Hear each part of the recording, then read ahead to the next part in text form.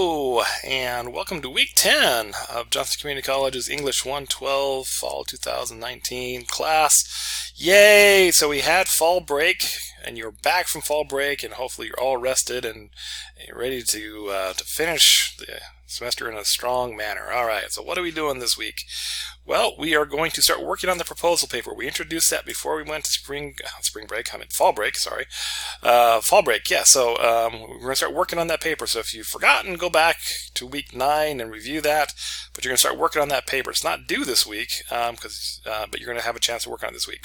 And you get to do the 10th research log, which will be due on Halloween. Ooh, spooky. Now you don't have to turn it in on Halloween. You can turn it in before then. Okay, so research log 10 is basically, now that you have researched and written about your topic, what is your opinion? Okay, we kind of did that already a little bit, but we're kind of checking in now that we've had a chance to do the annotated bibliography and the rhetorical analysis, and you're sitting down to write your paper. Now, when you write your paper in an academic setting, you can't really use I and personal, like I feel this way and I believe this. No, because it needs to be all in third person. But this is a chance for you to just kind of go off and be on your soapbox, as it were, and say, hey, this is what I feel. So for this research log right here, absolutely go nuts. Just tell me what you think, what you're feeling, okay? With the understanding that when you write the proposal paper, it needs to be in a very academic setting, using quotes and using research and using third person and all that kind of stuff. But for this one, you can go ahead and just go crazy and say what you feel about for 300 words.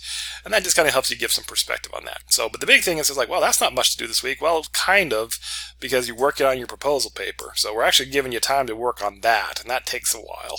Again, remember, it's like a 5 to 7 page paper, so don't wait till the last minute to work on that. So that's what's going on for week 10.